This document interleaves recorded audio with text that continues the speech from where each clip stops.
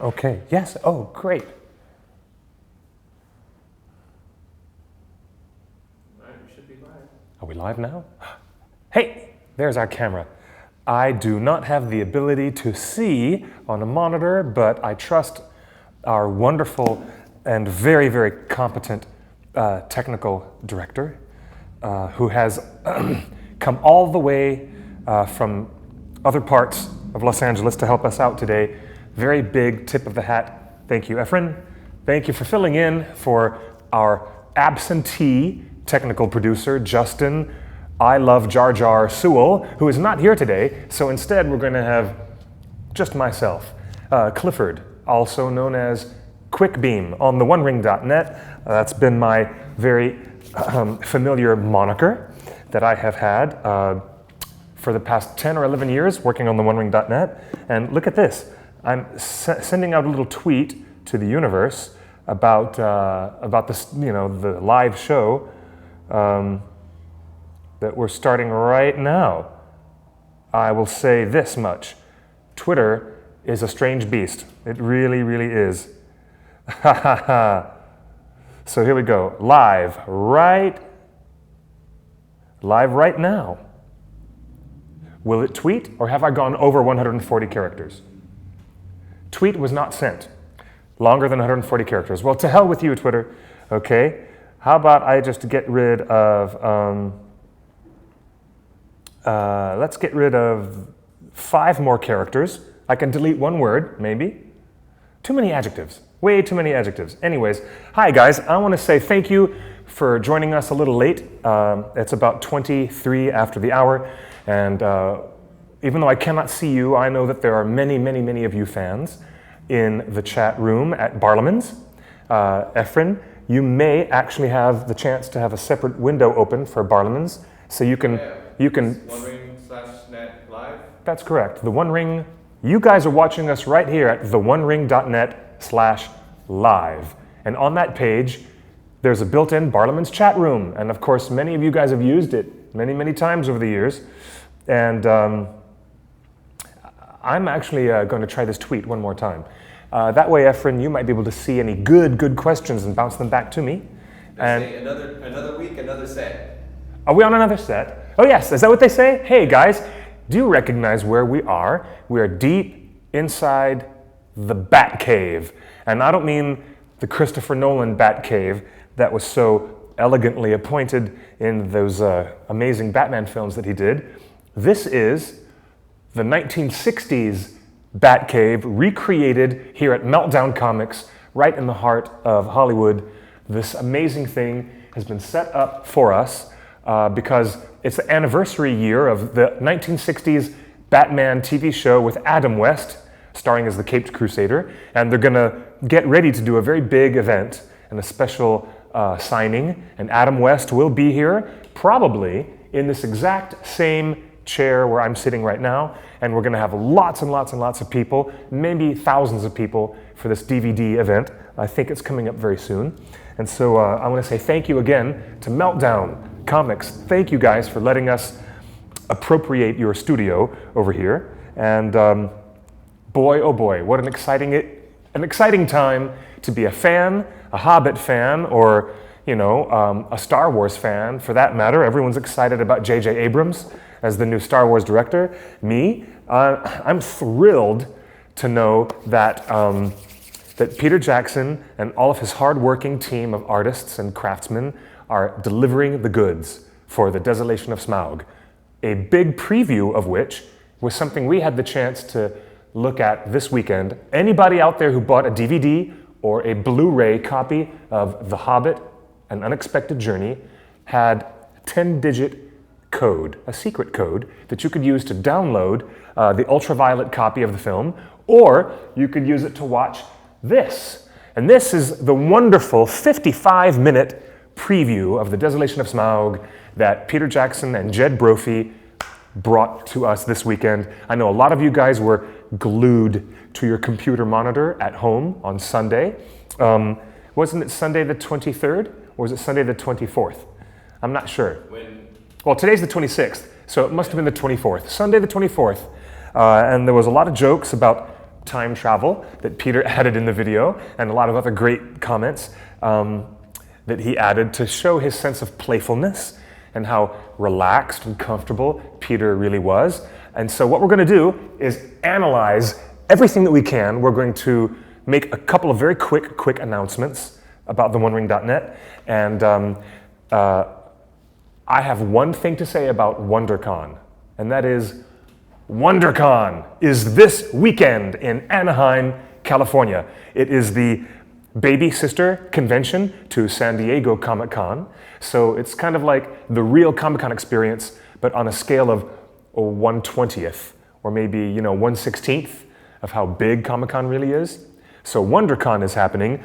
I myself, along with other Torn staff who are in the Los Angeles, Southern California area, we are going to be presenting a very big and very special presentation about the desolation of Smaug and all this great stuff that we have going on. And it's going to happen on Sunday, March 30th. Let me check my calendar. Yes, excuse me, Sunday, March 31st. So if you guys are at WonderCon in Anaheim on Sunday, March 31st, you have to find us. We're going to put a big story on the front page of the OneRing.net that will announce our panel presentation. I'm thrilled to be working with a lot of talented people behind the scenes to get this presentation ready to go. And now, without further ado, I also recommend go to the WonderCon website. If you can probably pre-register, and there might even still be badges available for attending WonderCon. And that's right down there at Anaheim Convention Center, literally across the street from Disneyland Resort. This Sunday, March 31st, I'll see you guys at WonderCon. It'll be really fantastic, and we have a lot of really great geeky stuff to talk about. So, all that said, we're ready to begin this really cool 55-minute preview. And as it plays here on this screen behind me, I'm going to talk you guys through what I know and what I don't know. We're going to analyze this shot by shot. This is so cool. I know you guys have seen this, but we're going to redo a lot of this. Thank you for joining us here at Portsmouth Studios. All right, thank you. It's Jed Brophy. This morning, you get to see behind the scenes and how we make these movies and who we make them.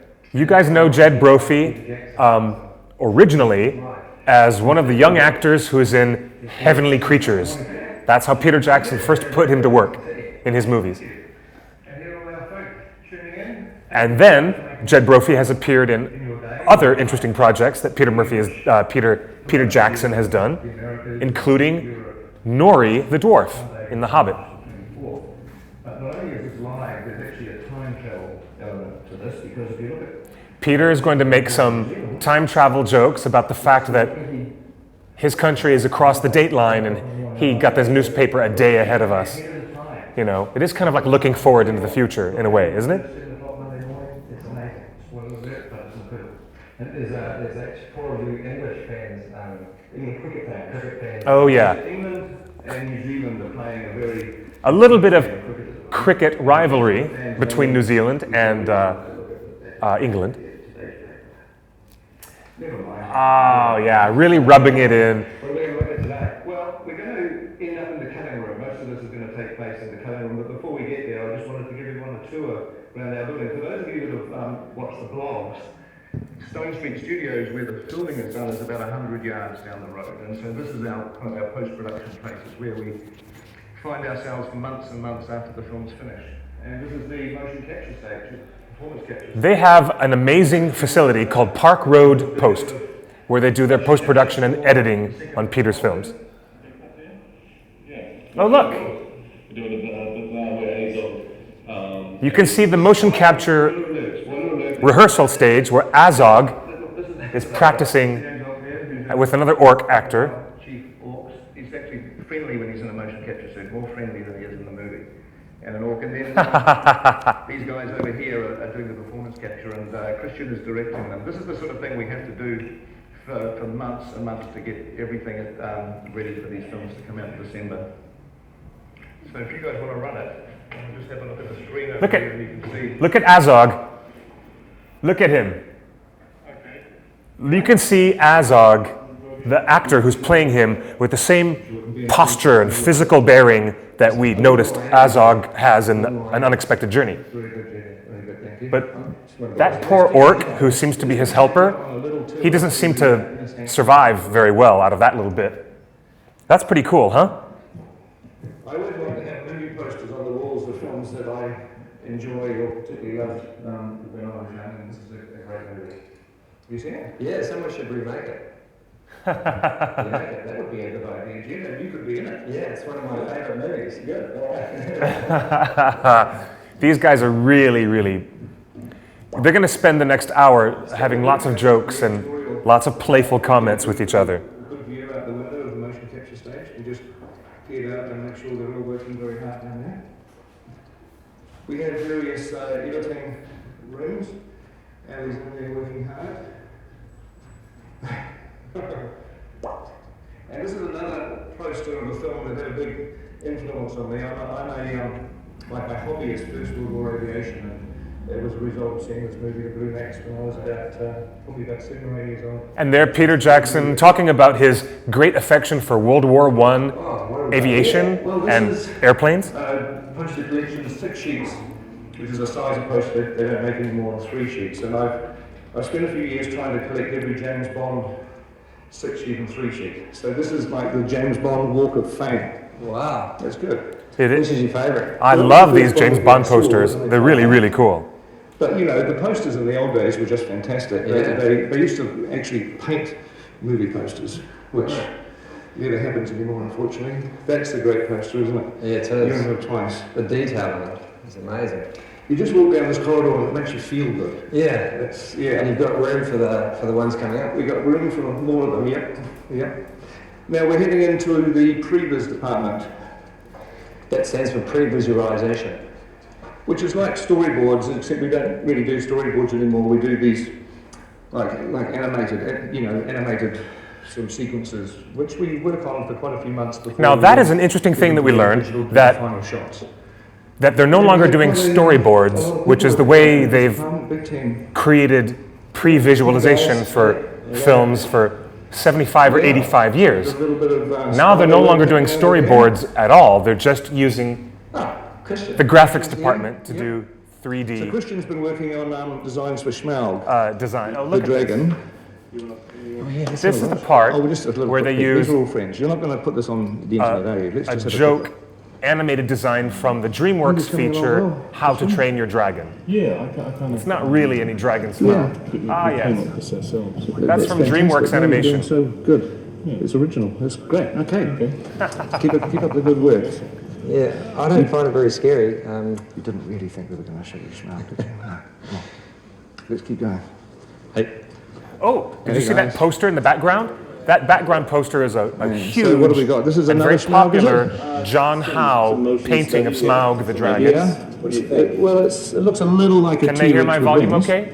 So it's Well, not That's close. great. No, don't think you're close. But I think the wings should be bigger anyway. If a T-Rex is ever going to take off, it would need much bigger wings than that. right. We got a wee way to go. Shall we carry on? So these are some of the artwork from the previous. When you're doing previews, you've got to actually build a model of the set, and so you can, accurately portray the scenes. This is a set that we built for. It's the Rivendell Library that we never used. A Rivendell Library? It was a sequence that we never shot. We cut out of the script before it ever got shot. It's but we did do some amazing looking, really amazing looking, and I would So have we are loved officially entering to the have seen editing anything of it, but department now. And the first Peter room has is Peter has the, admitted that they didn't shoot the any room with scenes all in that our Rivendell brave library. team. So the you won't editing even of this expect to movie see it in the wouldn't happen extended if it wasn't for all version these, people of that have their professional An Unexpected powers. Journey, They unfortunately. always are in the bunker, don't they? The bunker. The bunker. Yeah. How's it going, guys? All right? Well, you can Whoa, see, whoa, that's Oh, The you element can't of show order that. watching. always. There's an Elrond poster that we've never seen before. So that's Brand new heading design down the corridor, and then we'll make for ourselves comfortable. Hugo Weaving as Elrond, and we never ever saw that teaser poster before until now. So That's that's my something new. Goldfinger. Everything he touches turns to excitement. It's like my career. Right, through here, Jet. You have to understand these guys are old friends, and they've been working together for 20 years in different movies. Here we are. Jed Brophy and Peter. Yep. It's always a bit strange because, you know, when we're shooting a movie... Now, this is where all the magic happens. This is the main editing suite where The Lord of the Rings was edited with Peter Jackson famously sitting down with his bare feet watching the editors do their work. It's just me and Jabez in this room alone. So it's a bit of a culture shock, you know, to suddenly...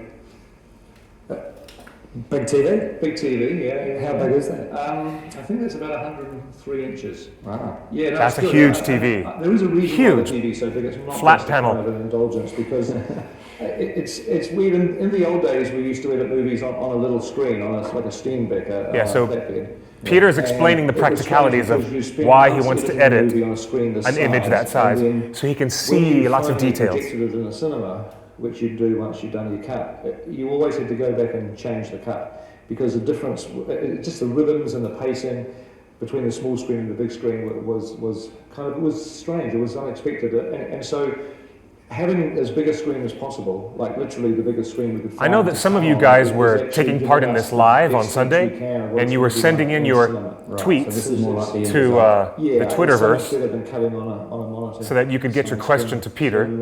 But even though a lot of Twitter questions were being cycled through, I got the feeling that they only did maybe three or four total questions, because they dedicated a lot of time to video questions that were pre-recorded. Teenage boy, that's a very good poster to have on the wall. Oh yeah, of course. Anyway, so we're going to just, before we get started, we've got questions that we're looking forward to answering. And a few bits and pieces, a few surprise guests coming on. But can they hear and see everything okay? Give everyone a little sense of what we do in the cutting room, because you know, when people are editing a movie, it's a little bit mysterious, and I thought it would be fun for James and I to just walk you through, because you were in this scene. We shot this about a year ago, didn't you? I don't have the access to that. And it's I can try, but I don't think the IRC chat will show up. It's a scene where Bard is taking the dwarves across the lake towards Lake Town. Our first image of Bard the Bowman on this sequence with all the dwarves.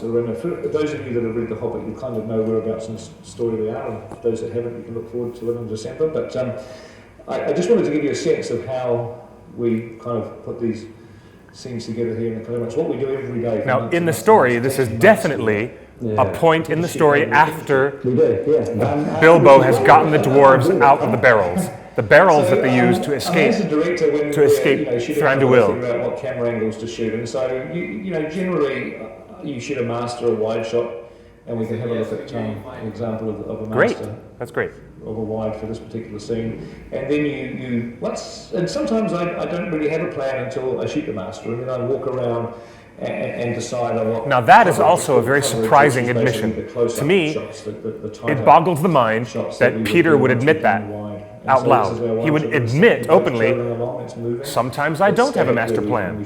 Sometimes I have all of my shots very carefully planned out, which is what you think that he would do on a project this massive. So these are unfinished shots. But he just finished saying, sometimes I don't have a master plan, and I'll take all the coverage I have of this camera, that camera, that camera, and I'll look through my available footage, and I'll figure out how to piece it together.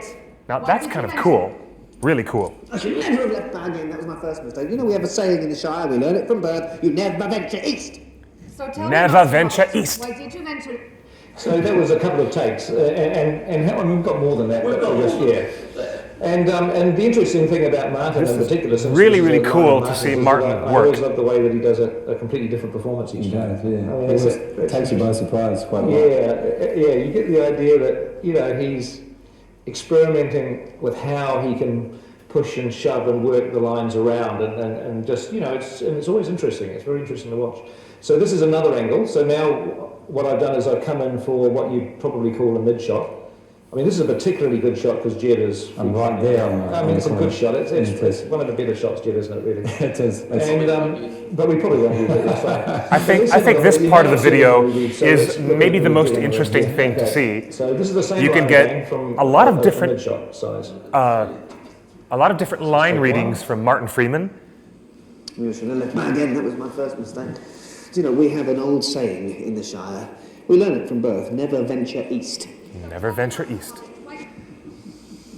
should never have left back in. That was my Hey, first mistake. Do you know I'm we in the have a chat room saying now as in Quick the Shire, Beam we Torn learn it from Tuesday. birth. So, Venture east. I'm in the chat room now. I'll join you guys, okay? Have a look at the third one. Should never have left bag in. That was my first mistake. Do you know, we have a saying in the Shire. We learn it from birth. Never venture east. So tell me, Master Puppet, why?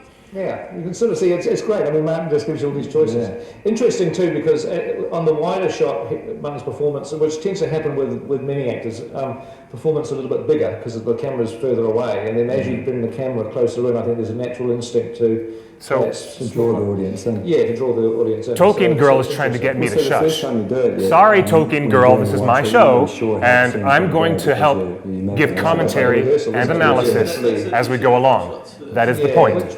I'm not going to sit here silent the whole time. Practice in a movie is you But shoot your it's way nice through. to have you here on It's the almost show. like rehearsal. You just do as many takes as you need to get it working and to give you the pieces of the wide you might want to use. But generally, you shoot wides and you use them sparingly, to set the scene and to set the geography of where everybody is. But most of the time, Directing when it comes to 101 these lessons shots, this from is Peter Jackson. The third angle that we've got now, where we've now got the camera very low inside the boat. We're low because we're really featuring Aidan, who plays Kelly. He's the hot dwarf. He's the hot dwarf. Well, yeah. I mean, How about that? He's one of the. We've got two. How about hot dwarves that? in the Yeah. shot. The Hot Dwarves So phenomenon that we started on the OneRing.net Angle here. is now So worldwide, there's a and even different Peter performance and the again. team are Everything saying you're seeing is a the Hot completely different Dwarves. performance each time. Even they're using that. Should never have left bag in. That's That was my first amazing. mistake. We have an old saying in the Shire. We learn it from birth. Never venture east. Take two. Should never have left bag in. That was my first mistake. You know, we have an old saying in the Shire. We learn it from birth. Never venture east. So what's interesting with that is the camera wasn't following him up, and that was deliberate because I wanted to have Martin down below and let him pop out of the top of the shot because I thought that might be a potential cutting point, that he exits the top of that frame and then I could jump to a slightly wider shot. But then we did chase him up to get the tail into the line, so I've got the choice of using the tail end as a punch in on this close-up too. Because This is fascinating. This is how Peter Jackson and his brain works So to it's just put another angle. movies Let's together. have a look at some It's more fascinating. takes. So this one has got Bilbo and the Hot Dwarf. Never have left bag in. That was my first mistake. You know, in Shire, we have this old saying. We learn it since birth. I do most of my acting. Should never have left bag in. That was my first mistake. You know, we have this old saying in the Shire. We learn it since birth. Never venture east. Yeah, so basically, that was different angles to cover Martin's line, and then we shot other angles on other characters receiving the line so we can cut to reaction shots as we need to. I mean, this was a particularly long scene to shoot because it was, as I said, it was 3 or 4 pages long, and That's a lot of dialogue for one scene. It did, yeah. But we'll just have a very quick look. We'll just show you how we ended up, cutting that little bit for the movie, just a few seconds long, and then we'll move on with some more of our live event. It's nothing. It's just a scratch. Well, that's more than just a scratch. That is an wound. I don't know. Goblins, trolls, wargs. None of that was in the contract. Should never have let bag in. That was my first mistake. So we have an old saying in the Shire. We learn it from birth. You never venture east. So tell me, Master Hobbit, why did you venture east? Look, it's Bard. So that was a first look at Luke Evans as Bard the Bowman. Yes. Now Luke has This is sent the us a first time message. we've He wanted to seen say hi to Luke everybody Evans tuning into in this live event. full appearance So we have a look at as what this Luke character looks like. with his mustache, his hair, his everyone. wig, and his costume. This is Luke Evans. I play Bard the Bowman. There he is, Mr. Luke Evans. I unfortunately won't be able to be at the live event. I'm gutted I can't be there. It seems like it's going to be a very fun day. The last time we saw him was Pete's in gonna give The you lots of little Immortals, tidbits playing about the second Zeus. movie. But I thought I'd just like to join in and say hello and say how excited I am about. Well, there was that Three second Musketeers movie remake, and but nobody saw seeing that. What But Pete's actually here he done is. so far and Ha. what he's done with my character, with Bard. I'm looking forward to seeing how Bard Do you the Bowman guys is shaping think up for the second film. that Bard has a certain Robin been, Hood or Errol quite a Flynn while since I've type of played him now. feeling? We were talking about that Last amongst August ourselves was the last online. time, so I'm looking forward to coming back in June when We're going to see more shots of I him get in his to put full on the costume. and the hair and the there's, character. And there's a definite jump back feeling of into Middle-earth, a which, rogue, a little Robin I've Hood missed type of quite a lot. roguish quality to his character, So which have is a great nice day, surprise. And just say hi to Pete. Look forward to seeing you again soon, my friend. And hello to all the fans, the One Ringers, the Hobbiteers, The One Ringers. whatever else you want to call yourself. Luke Evans just gave a big shout Love you out all. to the OneRing.net, in case you didn't notice, because everybody knows Great. that Yeah. if you're a So Tolkien you're fan, gonna- you're on the Someone's not OneRing.net. in the movie anymore? Even the cast and the He's crew know that. absolutely in the movie, Jed. He couldn't lose. He's fantastic. That is He's so one of great. The really cool things in the second We're going to film. see a lot of Well, these there might be the odd dwarf recorded who's messages expendable, from other depending celebrity on behaviours. cast members who are involved in the project. Yeah. Well, I actually wanted to remind the viewers right now that we do have a hashtag on the screen now. It's hashtag AskPeterLive, and be sure to send in your questions to Peter using the hashtag, and we will be answering those live later on in the show. Have you guys If I noticed was going how to send a question in, how I would say casual if I and was relaxed going to send a question Peter in over seems to Twitter, be? I'd be I mean, saying, it'd be a question for Jed. considering the project I'd be he's doing saying, and the pressure why that he's the under silly hairstyle? and the money that's involved and all the, Because, I all mean, the at least people in the coming at movie, him all we day get to cover long, it with a wig. I'm really But, surprised Yeah. that This is Peter just- Jackson is This is all done by so Wicca, this whole relaxed. yes, well. He's so comfortable. And that Hey, makes me great. feel So more we're, confident we've got some that he video knows what he's questions, doing. I think is what we're going even to be though he looking is at. Some obviously of you under a lot kindly of sent pressure. in some questions over YouTube, and we've selected a few, and we pre-recorded our answers because we wanted to actually edit in some clips, and it was the easiest way for Okay. us to do that. So you get to see some little glimpses of the desolation of Schmaug. So let's have a look at Schmaug. Why does he keep questions. saying Thank you. Schmaug with So I have your questions here on the Schmaug. iPad. It's not pronounced Schmaug. Is he trying to be funny? Have a look at them. It's just Smaug. Hey Peter, Chris here. Hope all is well. I've heard it often said by you and the writers that the most not difficult Smaug. chapter in the Lord of the Rings trilogy to craft as a story was the Two Towers. And that totally makes sense. Smaug. Being the middle chapter, it has no definitive beginning, and it certainly doesn't have a conclusive ending. Because he's being And like I was just curious Schmendrick. if You know, last year when you Schmendrick guys from The went Last from Unicorn. He 2 thinks films it's funny. to Hobbit to I don't 3 know. films, if there was Peter is at least enjoying one or two himself. moments of kind of kicking Schmaug. yourself and going, gosh, we just kind of resurrected a bunch of old problems, giving ourselves, again, that middle chapter. So I guess my question to you is, how has the process now been going from 2 to 3 and finding the emotional arc for this middle chapter, the desolation of Smaug? Thanks. Yeah, well, you're right. I mean, That's a very good question. It is complicated to do a middle film, but the advantage is that we have multiple storylines. The first of the Hobbit movies is a fairly linear film. Yes. Gandalf leads the dwarves across Middle-earth at the beginning of this adventure. There is only one The great thing about storyline the second in movie, An as it Unexpected was with Journey. The Two Towers, Only actually, one. is that the story starts splitting into multiple storylines, and we can Exactly, follow different exactly. characters And now, as in the story The intensifies. Desolation of and Smaug, the we're stakes going to grow. have one storyline split into 2 or 3 as we see other characters in other For what locations purpose? doing other When things. Tolkien wrote The Hobbit in 1937, Look, he Lee created Pace, the character of the Thranduil, wonderful Lee who in our movie Pace. is played by Lee Pace. as Thranduil, And the Elven King. 10 or 15 years later, Did you as he was see writing that The Lord of the beautiful Rings, big throne that he wanted was an on Elvish with character all to the be part of the antlers? Fellowship, and so he created It looks Legolas. like he's So had when we more than visited one Woodland war Island, moose The in Hobbit, his day. It just seemed like a great opportunity for us to actually have Legolas there. Yeah, He is there's his son, Thranduil's Thranduil's and it just son seemed natural. is And it Legolas, also gives as you us know. an ability to expand the storyline of the Wood Elves, which is something that we were very interested in doing. We also go into the world of men as well, to Lake Town, and we No, that's not meet his him, accent. the master. Listen, I know a Stephen Kiwi Fry. accent when I hear one. I know an Australian accent when I hear one. But Peter's accent would not make Smaug into Schmaug. He's just trying to be funny. I'm assuming he's joking with us the whole The time. Master of Lake Town is a rather political figure in terms of the This is very storyline, he exciting, does present an and obstacle we to the learn a dwarves. lot just by looking at the Lake Town set. Dwarves! I gave no permission for dwarves to enter the city. So I gave he's no a permission for valuable dwarves character, in the and city! Stephen Fry Stephen just Fry. seemed like a natural to us. Love that guy. I love Stephen Fry. Almost unutterably handsome. Somebody has to take over. He's great. He's going to be great. As the most desirable figure to be in a Tolkien Now, adaptation. one of our staff There was members a lot about pointed out to humor, me just recently a that satirical the fact that we have a big physical set, that Tolkien wrote, plus a lake town set, which is not so much all CGI, but because it's a real physical set that has many, many places, you can therefore expect a whole lot of scenes and important action to be happening on the set. A lot of details must be happening on that set because they needed it built physically to accommodate a lot of footage and a lot of scenes. So we are learning what we're seeing. The New Zealand cricket side, but that's irrelevant. That's not the reason I would want Oh to be yes, in New the Zealand. cricket rivalry continues. I'd want to be in New Zealand because it's a lovely place to be, but mostly because I just loved working on The Hobbit. My part is in The Hobbit 2 and possibly in The Hobbit 3. I don't know. Part of the glory. Well, I'm sure that Stephen won't mind if we just answer another question very quickly. Do you know what? It's a magnificent. That's a good joke. You shall not pass. Hello. That's funny. Beijing, China. We want to ask you some questions.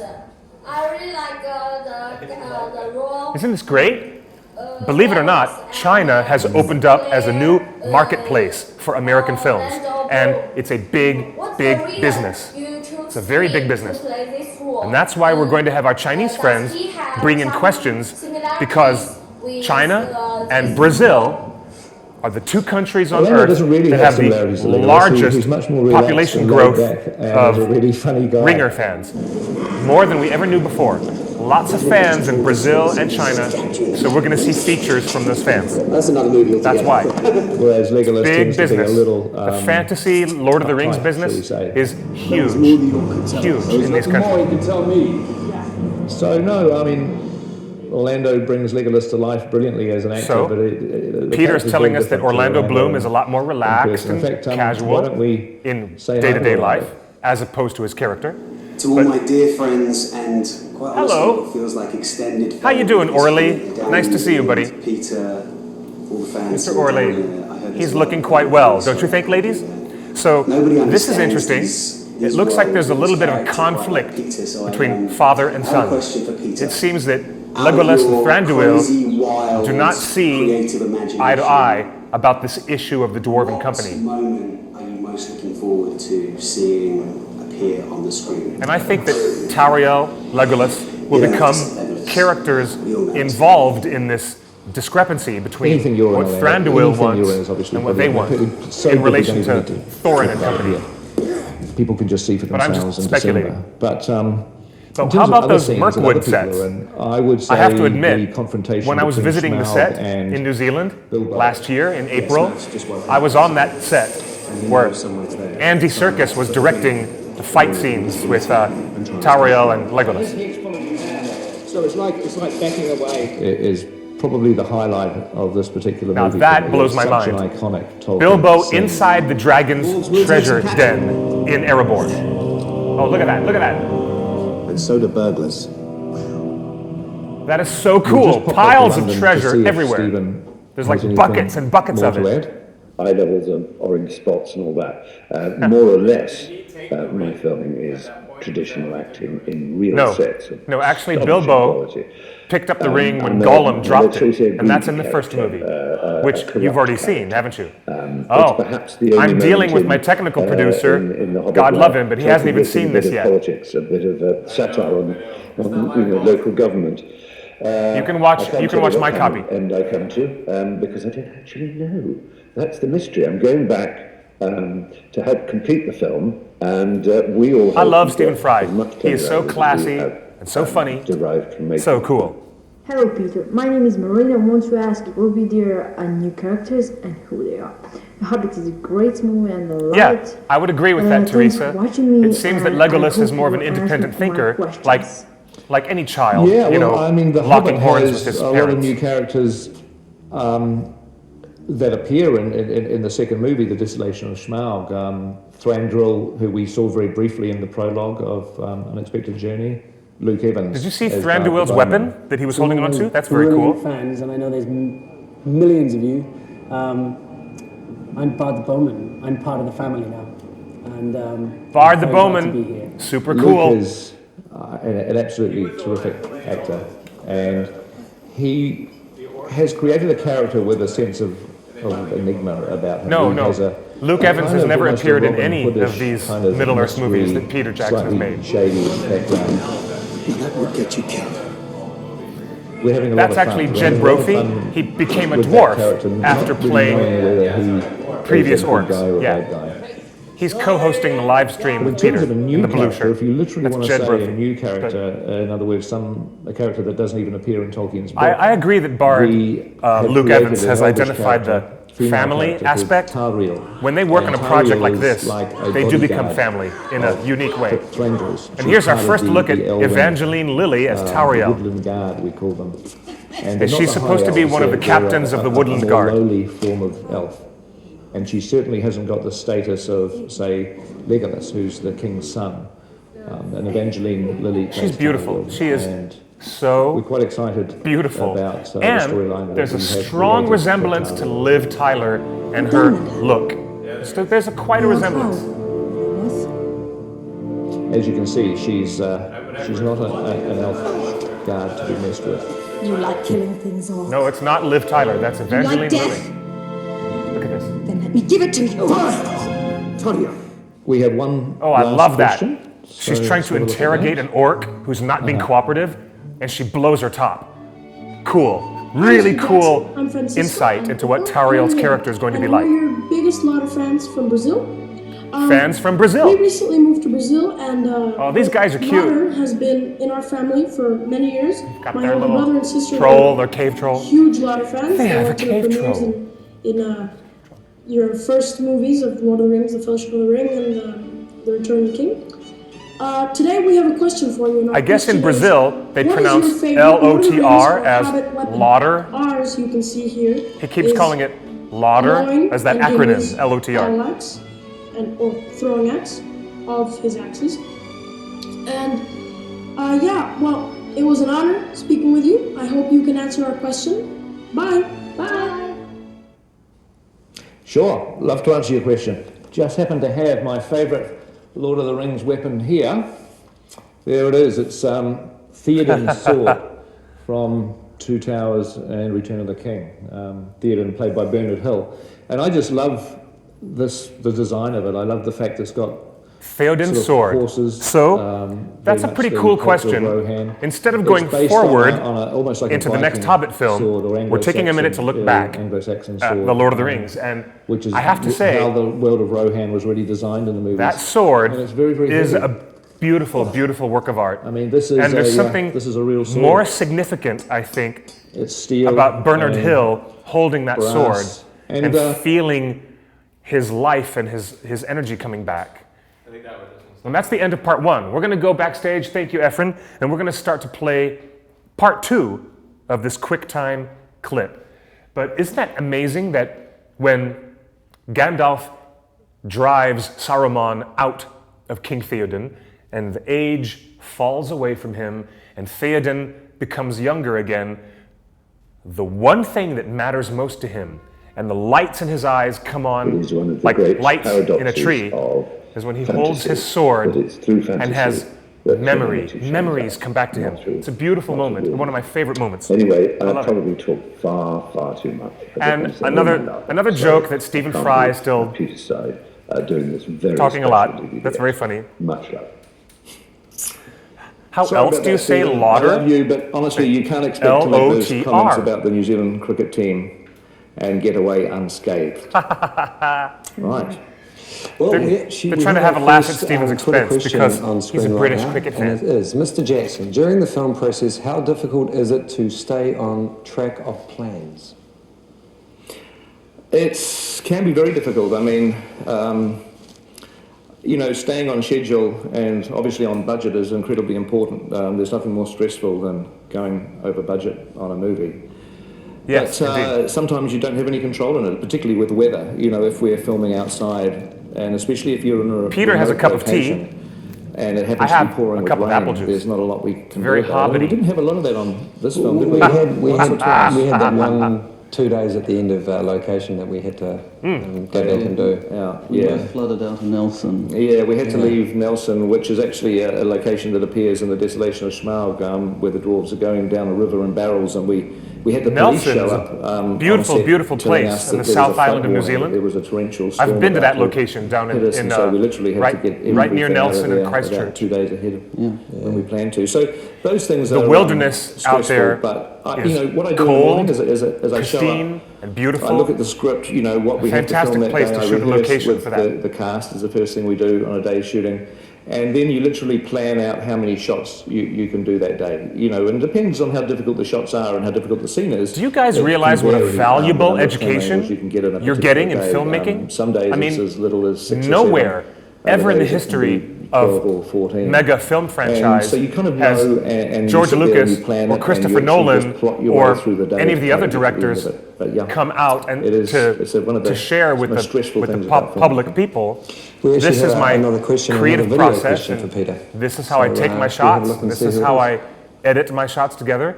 You Peter guys, Jackson, Stephen Colbert, you're getting I've a got great question for insight. you about the elves of Mirkwood, or as it used to be called, Greenwood the Great. Now, Stephen here's Colbert. Mirkwood up here. He knows his I want to know ephemera whether of you're Tolkien. making a differentiation between Thranduil and Legolas, who are Sindar, Sindarin. and the elves who live in Mirkwood, their subjects, who are Avari or Nandor, or a mixture of Avari, Nandor, Avari and and Sindar. Nandor, it's but true. They're lesser elves That's right. than Thranduil and Legolas in the Tolkien mythos. Are you showing that differentiation, that these elves are members of the Avari who did not heed the call around the shores of Lake Cuivennen when Arome came and called them to Valinor? Are you taking that into consideration? Thank you. Ha!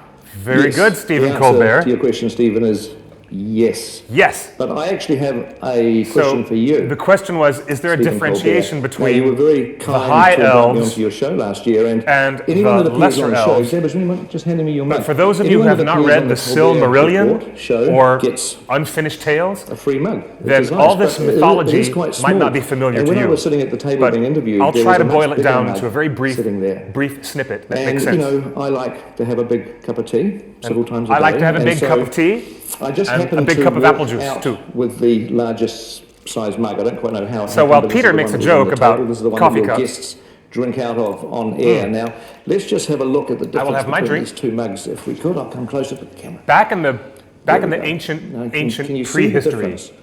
But that is basically, written the about one that you give in the away for Silmarillion, free has got the dishwasher first proof children of ink on it. Iluvatar, The white ink the stays. elves, The one that your guests drink out of appeared under the stars, the very first Look, I mean, beings it's all alive. just worn away. This used to say the Colbert Report, and now it Most doesn't. of them, We've had this through many the dishwasher of maybe them once or twice, and it just washed away. were called So my into question for you, Valinor Stephen, to go is and that see the light of the the two mug that the trees guests drink and to out of, do you join ever clean it? Valar Do you ever and worry live about spreading protected, germs?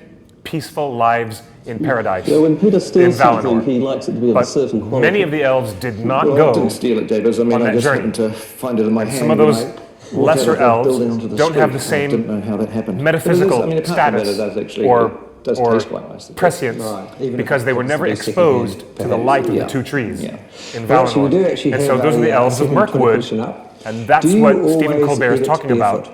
Are you going to make a Peter? distinction between It's actually a very good high question, elves and the answer is and yes, I do. lower elves? I see things And for written you about guys me who've where never they read talk it, I about me recommend not wearing shoes on set, cracking which I open a actually copy never of do. the If you look at Silmarillion any footage of me and on set, I have to wear shoes. get because really of familiar with health it. and You'll love safety. it. It's great stuff. Don't want a light to be dropped on my toe or something like that. But in the relative comfort of the cutting room, I can put my feet up on the table and sit back. No, they don't have the rights to the Silmarillion, but there's We still actually have another material special, in the Lord of the another guest who Rings would like to say hello, appendix so why don't and we in roll up and these see stories who that we've makes a got. reference to higher elves Lee and Pace wood here. elves. For those of you who don't know, I play Thranduil, King of the Woodland Elves in The Hobbit: The Description of Smaug. the Noldorin. I heard that Peter or the was Avari. giving a sneak peek of the new film, and I figured I would log on and Ladies, check it out. eat I'd your like to heart give out, you ladies. A brief There's glimpse Lee of my Pace. character in the prologue of The Hobbit: An Unexpected Journey, and the ancient animosity between the elves of the Woodland Realm and the dwarves of Erebor. And I think it's going to be really intriguing to revisit that, but this time it will be in my halls and on my terms. And I don't think they're going to like it. he hardly looks any Elves different are tricky, aren't they? in and out of they're very makeup. tricky, and I mean, dwarves as the don't Elf trust them King, at all. he still is But immediately we do have another question, recognizable and as this Lee is Pace. actually one for me. Jed, what And I torture would cannot you like wait to put Peter to Jackson see through that was inflicted him have upon these the great actors? scenes with Thorin.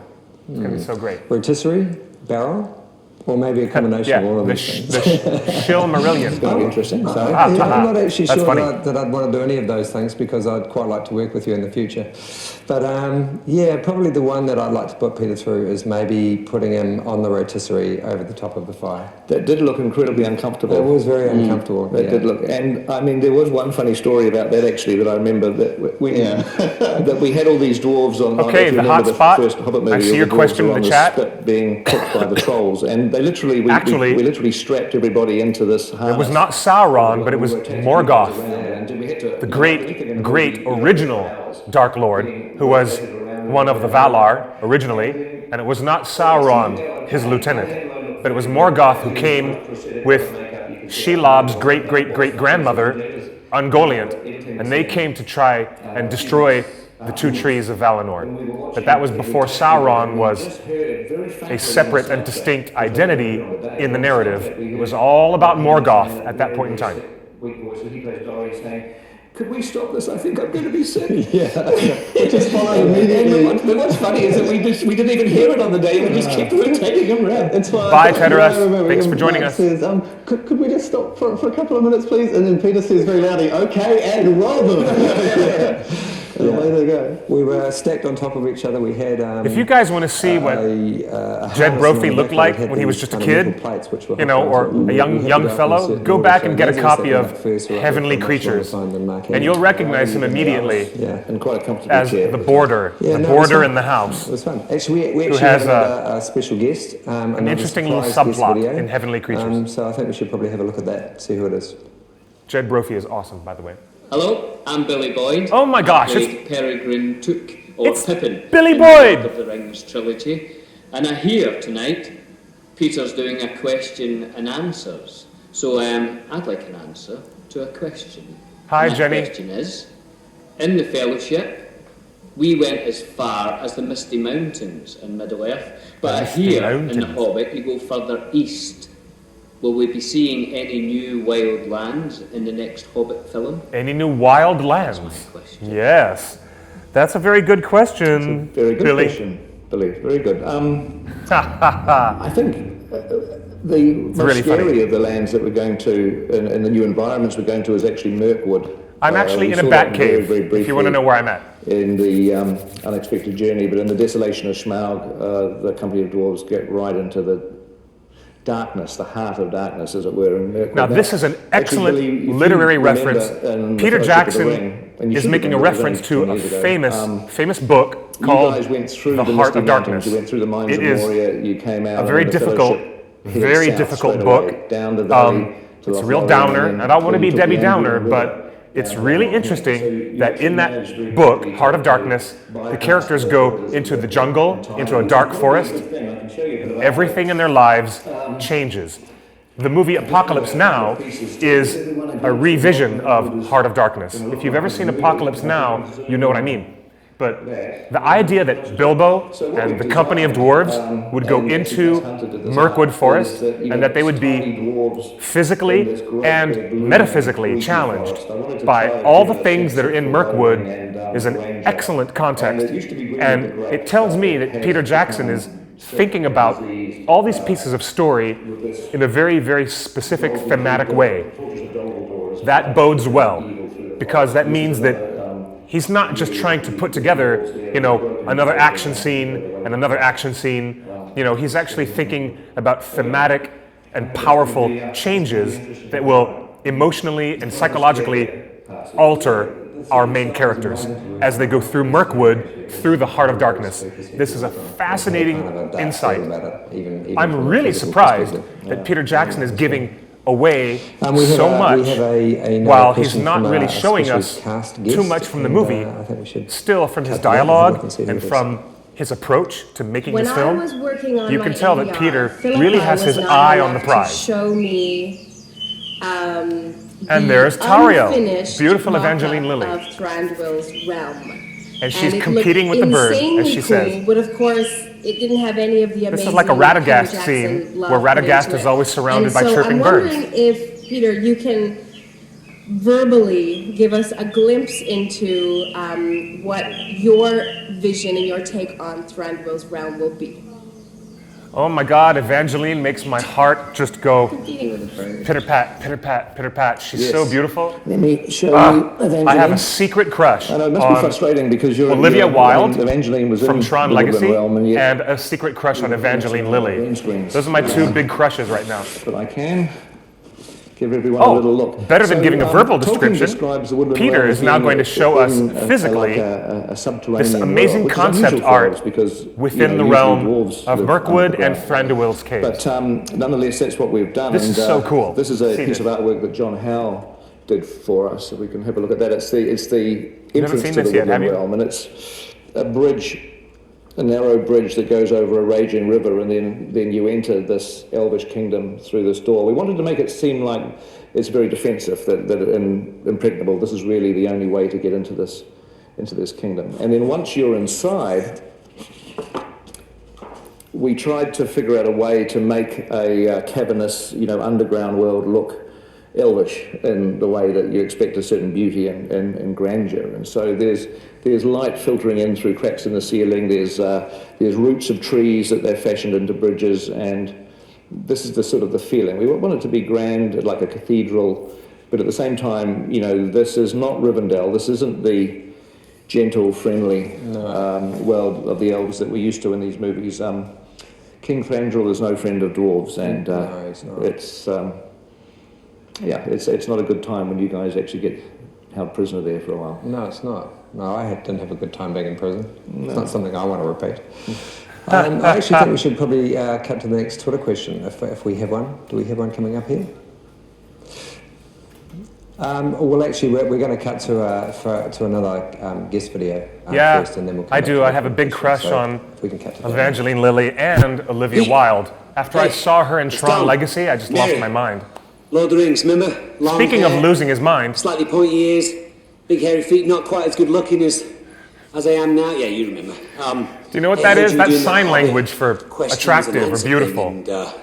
That's actually sign language to show First in one, American what's the sign best language Peter Jackson attractive or beautiful. rumor you've This heard guy. that isn't true? And the second one, in comparison to J.R.R. Tolkien's work and your work, what's the thing that you're the happiest about in the transferring over from the literature to the film? Mine would be the casting. You can never think about another Gimli, another Gandalf, another Frodo, another Merry, obviously. This Another Mary. is the view from my house.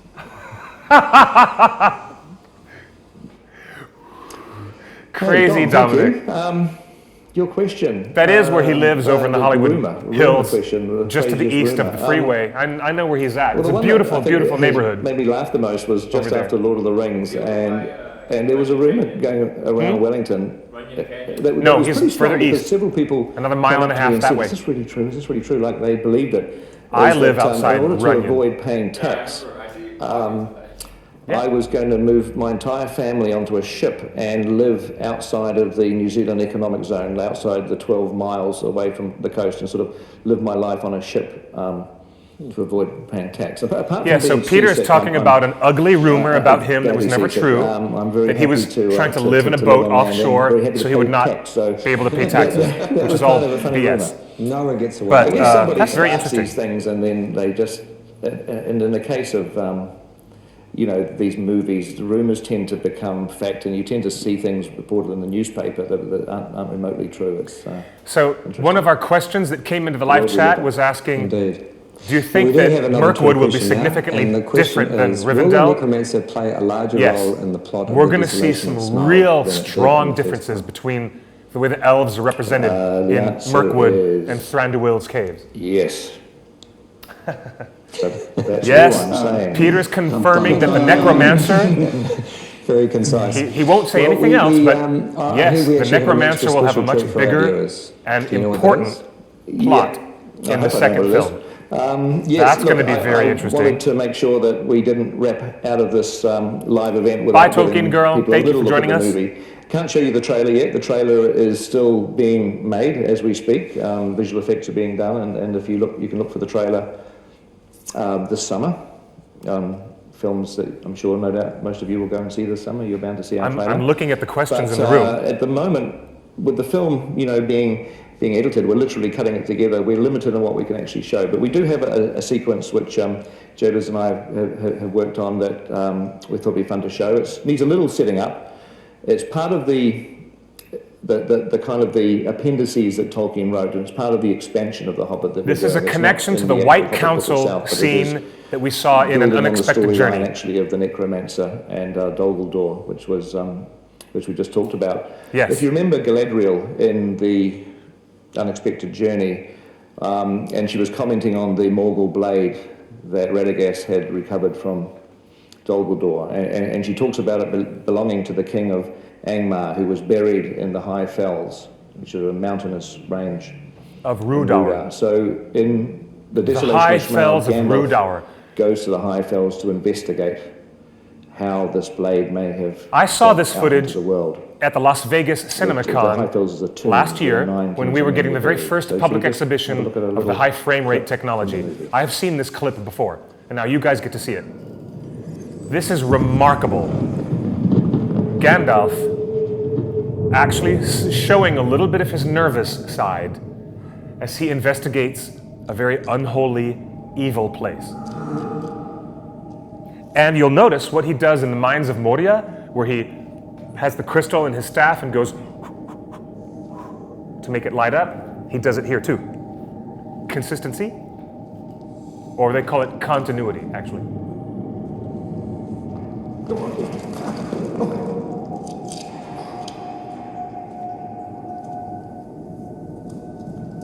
Don't you like the evil sound effects and the atmospheric in the background? That atmospheric noise that sounds like an evil cold wind in the distance?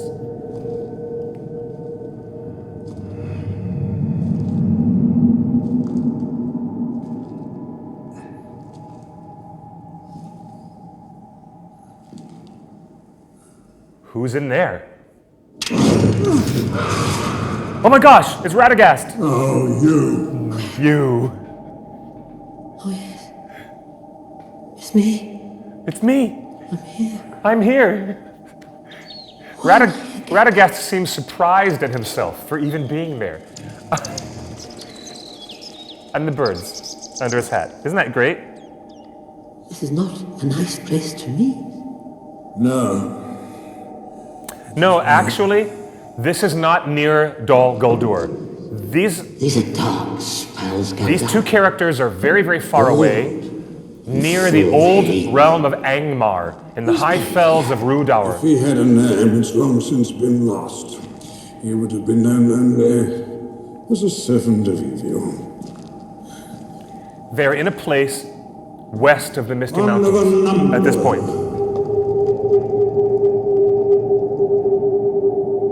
One of 9. One of 9. Who would break into such a fell place? No one. These tombs were opened from the inside. Ooh, these tombs were opened from the So, inside. you can find out what happens like an evil next. It's a little Nazgul mystery Jack that in the Box. Gandalf is following in the Desolation of Smaug. Great scene.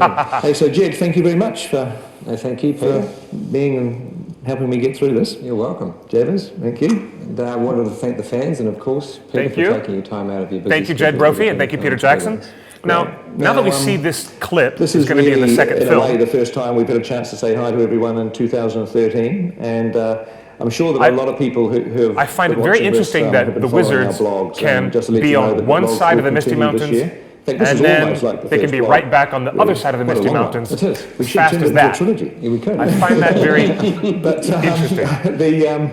The blogs will continue, and we look forward to catching up with you during the year. For as everybody we else move in this towards our universe, December. So it seems that the idea of getting physically across the mountain range is very much a challenge, and yet in An Unexpected Journey, Radagast shows up in the troll shaws, and all of a sudden he's there, and then he's gone again. Now check this out. Barrels out of Bond. There's Legolas doing a stunt. All right, fight scenes in Mirkwood.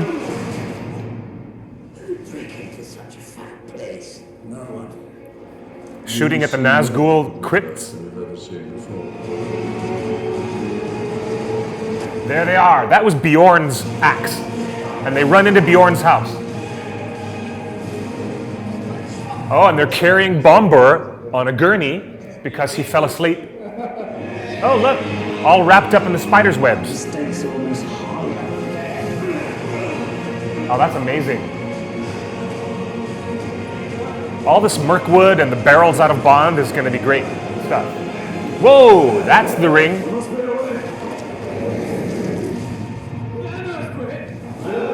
Oh, they're on the doorstep. On the doorstep outside the Lonely Mountain. We have come to reclaim our homeland. Wow. Wow, wow, wow. How cool is that?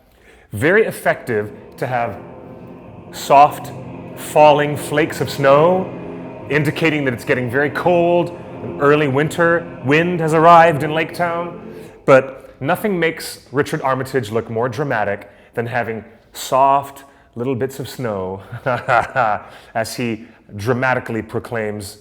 And it's the first time that he has gone from secrecy to actually asserting himself and outwardly stating his intention.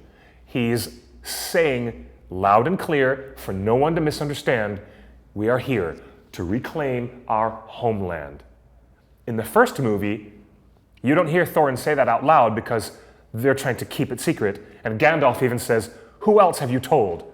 Outside of your kin, who have you told about your journey and your intentions? And Thorin says, nobody. I haven't told anybody. I swear. But now here in this film, they're ready to declare their purpose. And that is a very big move for Thorin to do that. How cool. All right. How cool is that? Did you guys enjoy that? You enjoyed it, and you haven't even seen the first film yet. I know. Ha ha ha. Okay, I'm going to put in another big smiley face in our chat room. I'm going to send that message along. Go. And you guys, I'm really, really glad to have you guys here on the show today. There's a lot going on, a lot of information, and it is more surprising to me that we learn from what we are not shown just as much as we learn from what we visibly have in front of our eyes.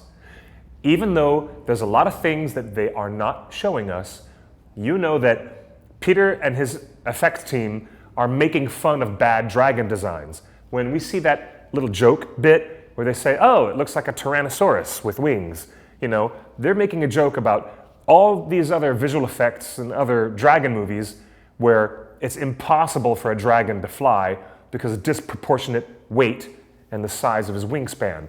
So they're just making jokes about it. And in another way, we're learning that they're giving it further consideration, and they're going to design the dragon in such a way that it will be physically realistic, as if the beast could actually live in the world and fly and do all the damage that he does.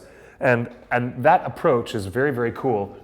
We also learn about some thematic ideas that are on Peter's mind as he talks about a literary reference, The Heart of Darkness.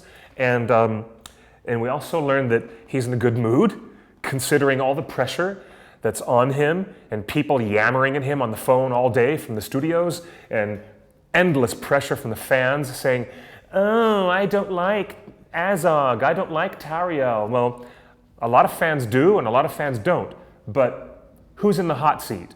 Who is the guy who takes accountability? Peter. The buck stops with Peter, and he knows this. And even though he's got all the pressure and all these expectations on him, especially compared to the success of the Lord of the Rings trilogy, he still, surprisingly, is as cool as a cucumber, ready to kick back with his feet on the table and drink some tea and edit the heck out of that movie. He seems to be very composed and very casually confident. And that is a nice, nice surprise. That's a very valuable thing that we learned, that he is not buckling under the pressure. And yeah, they did go inside Bjorn's house. For the brief possible second, you saw an axe chopping a piece of wood, and I think there was a little baby black bear or some other creature that was moving around in the frame. In the next shot, you see little dwarves running inside a giant wooden door. And they're not arriving in Thranduil's halls, they're arriving in Bjorn's house. So what we got was a lot of Luke Evans as Bard, we got some great Lee Pace as Thranduil, and we got Legolas, we got Tauriel, we got all these great new characters, but nothing of Bjorn. That is an interesting curiosity. They're saving the dragon and they're saving the shape-shifting Bjorn for later. I don't know if we're even going to see these characters in the trailer in the summertime or not, but we also learned specifically that they're working on a trailer for the second film and it will debut in the summertime. So I guess we'll have to wait for whatever big summer blockbuster is out in the theaters and we'll get to see that trailer.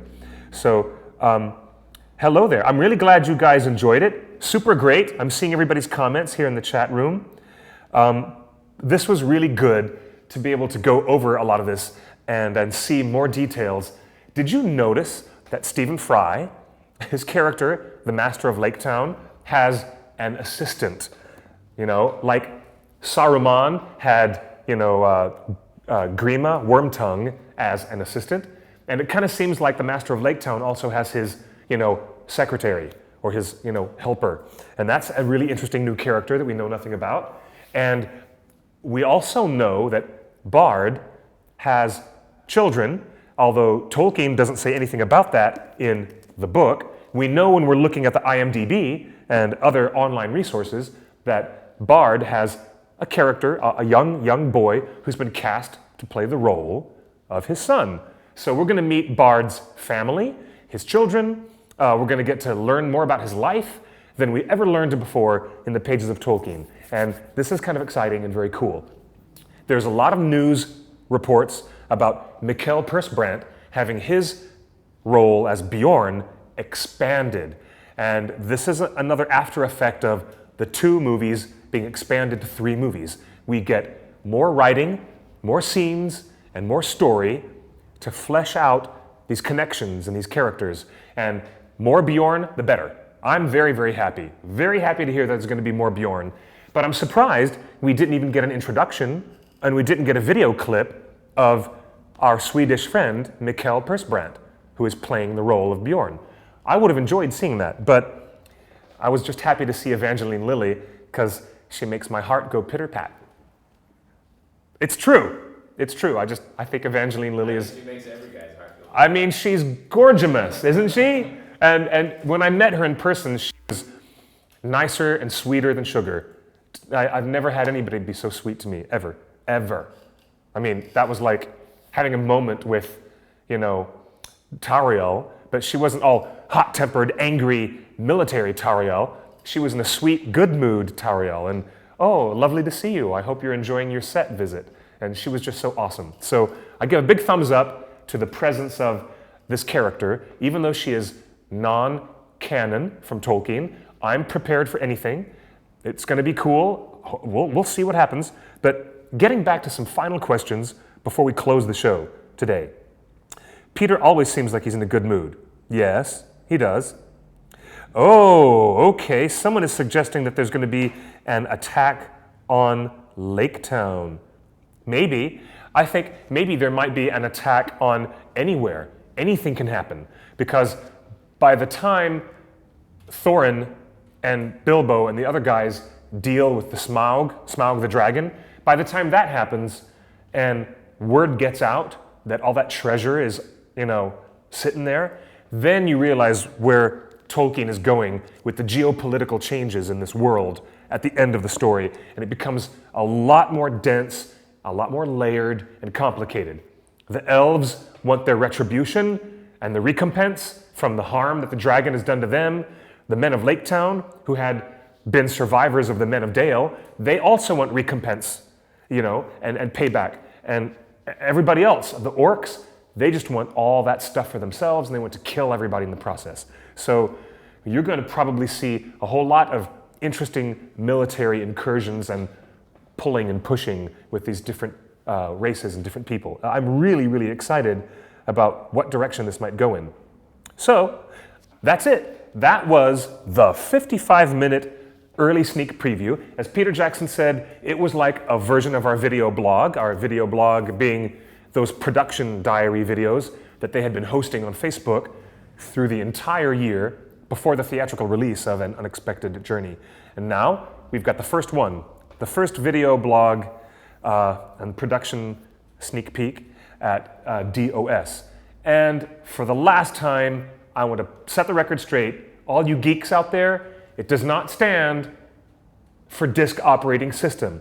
It stands for Desolation of Smaug. Get it right. Okay. So, good night to everybody for now. And until next week, until next Tuesday, I want to encourage all of our fans and anybody who hasn't gotten their ticket yet to come check out Wondercon in Anaheim. This weekend, theonering.net will be there with exclusives and a really fantastic presentation. And you can meet and greet with myself and other staffers from Torn who are really hardworking. We're all volunteer staff all the time, and we do this because of our love of Tolkien. And is it 6:30? The battery just died, but they can still hear you. Show's over, guys. Say thank you and good night. I know you can still hear me, but the camera has just gone dead, and so out of the darkness of Mirkwood, I say farewell, so long, auf Wiedersehen, good night. You guys have a great week. This is Clifford Quickbeam Broadway signing off. Follow me on Twitter at QuickBeam2000, and I'll see you guys online. Thanks again. Bye.